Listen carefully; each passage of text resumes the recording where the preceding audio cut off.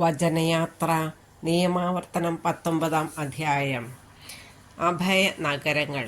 നിന്റെ ദൈവമായ കർത്താവ് ജനതകളെ നശിപ്പിച്ച് അവരുടെ സ്ഥലം നിനക്ക് തരികയും നീ അത് കൈവശമാക്കി അവരുടെ പട്ടണങ്ങളിലും ഭവനങ്ങളിലും വാസമർപ്പിക്കുകയും ചെയ്യുമ്പോൾ അവിടുന്ന് നിനക്ക് അവകാശമായി തരുന്ന ദേശത്ത് 3 പട്ടണങ്ങൾ വേർതിരിക്കണം. ആ ദേശത്തെ 3ആയി വിഭജിക്കുകയും ഏതു കൊലപാതകയ്ക്കും ഓടി ഒളിക്കാൻ വേണ്ടി അവിടെയുള്ള 3 പട്ടണങ്ങളിലേക്കും വഴി നിർമ്മിക്കുകയും വേണം. കൊലപാതകയ്ക്ക് അവിടെ അഭയം തേടി ജീവൻ രക്ഷിക്കാവുന്ന സാഹചര്യം ഇതാണ്: പൂർവ്വവിദ്വേഷം കൂടാതെ അബദ്ധവശാൽ തൻ്റെ അയൽക്കാരനെ കൊല്ലാനിടയായാൽ.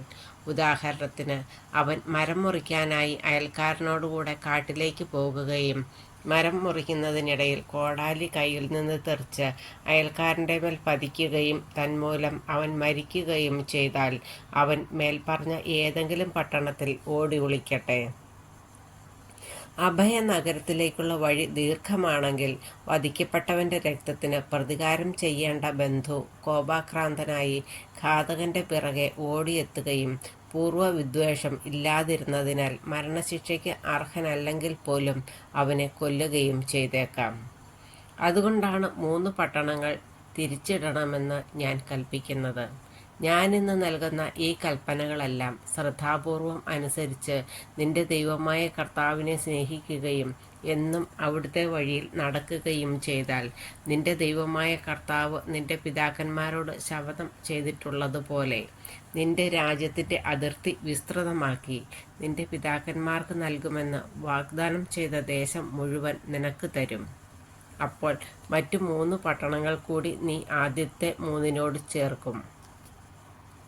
നിന്റെ ദൈവമായ കർത്താവ് നിനക്ക് അവകാശമായി തരുന്ന ദേശത്ത് നിർദോഷൻ്റെ രക്തം ഒഴുകുകയും ആ രക്തത്തിൻ്റെ കുറ്റം നിന്റെ മേൽ പതിക്കുകയും ചെയ്യാതിരിക്കേണ്ടതിനാണിത്. എന്നാൽ ഒരുവൻ തൻ്റെ അയൽക്കാരനെ വെറുക്കുകയും പതിയിരുന്ന് ആക്രമിക്കുകയും മാരകമായി മുറിവേൽപ്പിച്ച് കൊല്ലുകയും ചെയ്തതിന് ശേഷം ഈ പട്ടണങ്ങളിൽ ഒന്നിൽ ഓടി ഒളിച്ചാൽ അവൻ്റെ പട്ടണത്തിലെ ശ്രേഷ്ഠന്മാർ അവനെ ആളയച്ചു വരുത്തി രക്തത്തിന് പ്രതികാരം ചെയ്യേണ്ടവൻ്റെ കരങ്ങളിൽ കൊല്ലാൻ ഏൽപ്പിച്ചു കൊടുക്കണം. അവനോട് കാരുണ്യം കാണിക്കരുത്. നിഷ്കളങ്ക രക്തം ചിന്തിയ കുറ്റം ഇസ്രായേലിൽ നിന്ന് തുടച്ചു മാറ്റണം. അപ്പോൾ നിനക്ക് നന്മയുണ്ടാകും. നിന്റെ ദൈവമായ കർത്താവ് അവകാശമായി തരുന്ന ദേശത്ത് നിനക്ക് ഓഹരി ലഭിക്കുമ്പോൾ അയൽക്കാരൻ്റെ അതിർത്തിക്കല്ല് പൂർവിക സ്ഥാപിച്ചെടുത്ത് നിന്ന് മാറ്റരുത്. സാക്ഷികൾ. തെറ്റിൻ്റെയോ കുറ്റത്തിൻ്റെയോ സത്യാവസ്ഥ തീരുമാനിക്കാൻ ഒരു സാക്ഷി പോരാ, 2ഓ 3ഓ സാക്ഷികളുടെ മൊഴി വേണം.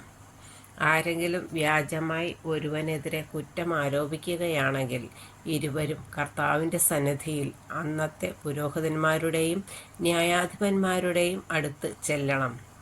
ന്യായാധിപന്മാർ സൂക്ഷ്മമായ അന്വേഷണം നടത്തണം.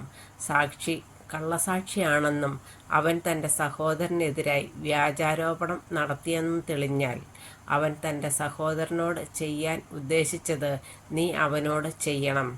അങ്ങനെ ആ തിന്മ നിങ്ങളുടെ ഇടയിൽ നിന്ന് നീക്കിക്കളയണം. മറ്റുള്ളവർ ഇത് കേട്ട് ഭയപ്പെട്ട് ഇത്തരം തിന്മ നിങ്ങളുടെ ഇടയിൽ മേലിൽ പ്രവർത്തിക്കാതിരിക്കട്ടെ. നീ അവനോട് കാരുണ്യം കാണിക്കരുത്. ജീവന് പകരം ജീവൻ, കണ്ണിന് കണ്ണ്, പല്ലിന് പല്ല്, കൈക്ക് കൈ, കാലിന് കാല്.